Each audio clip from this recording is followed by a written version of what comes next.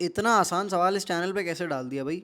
काफ़ी सारे बच्चे इस क्वेश्चन को पढ़ने के बाद ये सोच सकते हैं, बट इस बार मज़ेदार जो है वो सवाल नहीं होने वाला बल्कि सोल्यूशन होने वाला है। अगर ध्यान से सवाल को ऑब्जर्व करोगे तो एक सर्कल की क्वेश्चन दे रखी है, एक्स और वाई में ये हमारा फर्स्ट रिलेशन होने वाला है और हमको जेड की मैक्सिमम या फिर मिनिमम वैल्यू प्रेडिक्ट करनी है और उनको प्रेडिक्ट करते हुए उन दोनों की सम की वैल्यू बतानी है। अब काफ़ी सारे लोग आमतौर पर इसको सॉल्व करेंगे तो वो एक्स को मान लेंगे कॉस थीटा और वाई को मान लेंगे साइन थीटा, जो कि हमारे सर्कल के पैरामीट्रिक कोऑर्डिनेट्स होते हैं। उसके बाद 4 minus sine theta divided by 7 minus cos theta, ये हमारी जेड की वैल्यू आ जाएगी।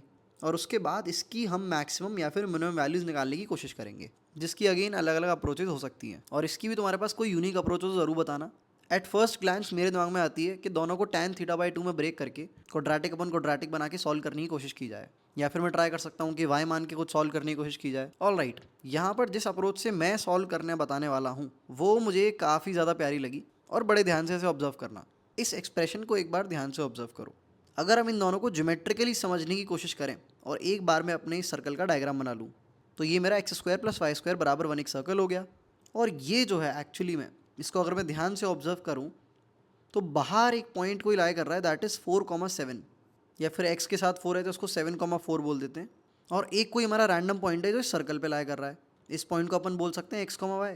अब एक बार इन दोनों को तुम कर दो ज्वाइन। इस लाइन की अगर स्लोप पर थोड़ा सा कमेंट करा जाए तो ये हमारा बराबर आएगा 4 minus y divided by 7 minus x के, जो कि एग्जैक्टली हमको यहाँ पे दे रखा है। तो बेसिकली ये जो हमारा z भाई साहब है, it is nothing but tan of theta. अब इस tan थीटा की मैक्सिमम और मिनिमम वैल्यू बतानी है। तो देखो भाई, बड़ी ऑब्वियस सी बात है, मैक्सिमम वैल्यू जो है वो हमारी इस केस में होने वाली है। क्या मैंने सही बोला? नहीं, मैंने गलत बोला। इस केस में तो मिनिमम वैल्यू होगी। जो मैक्सिमम वैल्यू वाला केस होगा वो हमारा ये होने वाला है। यहाँ पर अगर तुम देखोगे तो ये थीटा 1 आएगा इसके करस्पॉन्डिंग और इसके करस्पॉन्डिंग एक थीटा 2 आएगा। तो बेसिकली ये sort of pair of tangents वाला केस बन गया from an external point on a circle. I hope ये तुम्हें समझ आ गया होगा मैक्सिमम और मिनिमम क्यों है। इसके अलावा तुम लाइक ऊपर जा ही नहीं सकते, नीचे जा ही नहीं सकते, बिकॉज जो फाइनल पॉइंट है वो एट द एंड सर्कल पे ही लाया करना चाहिए। तो बहुत ही प्यारी ज्योमेट्री की प्रॉब्लम मुझे लगी कि अगर किसी ने कॉम्प्लेक्स नंबर थोड़ा अच्छे से कर रखा है तो वो शायद जल्दी इसको प्रिडिक्ट कर पाता। उसमें इस तरह के आपको ज्योमेट्रिकल फिगर्स और एक्सप्रेशंस देखने को मिलते हैं।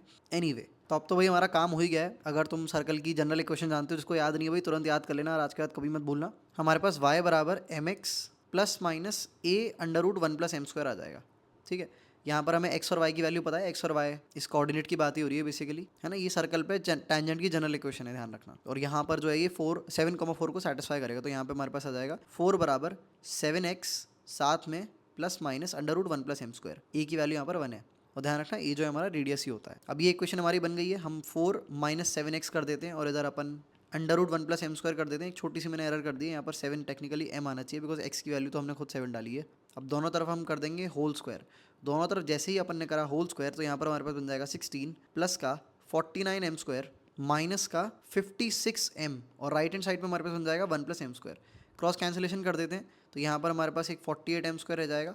1 से 16 कटेगा तो यहाँ पर हमारे पास एक 15 रह जाएगा। तो ultimately what we get is 48 m square minus का 56 एम और साथ में प्लस का 15। ये जो हमारी इक्वेशन है, ऑब्वियसली इसके दो रूट्स निकल के आएंगे बिकॉज कोई भी एक्सटर्नल पॉइंट अगर तुम ले लोगे और उससे सर्कल पर टेंजेंट डालोगे तो दो पॉसिबल टेंजेंट आएंगे ना। वही हमारे मैक्सिमम और मिनिमम केसेस हैं जेड के। तो इसके जो दो रूट्स निकल के आएंगे वो दोनों करस्पॉन्डिंग स्लोप्स होंगे। वो करस्पॉन्डिंग tan थीटा 1 होगा, एक tan थीटा 2 होगा। यहाँ से अपन कह सकते हैं कि tan of theta 1 plus tan of theta 2 that is again maximum plus minimum value of z, ये हमारा 56 डिवाइडेड बाय 48 के आ जाएगा। And that's how this question was supposed to be solved. I hope solution तुम्हें काफी अच्छा लगा, काफी कुछ सीखने को मिला होगा और तुम्हारी क्रिएटिविटी काफी एनहांस हुई होगी। इस तरह के क्वेश्चन हम रेगुलरली इस चैनल पर डिस्कस करते रहते हैं, तो इसको तुम सब्सक्राइब कर सकते हो।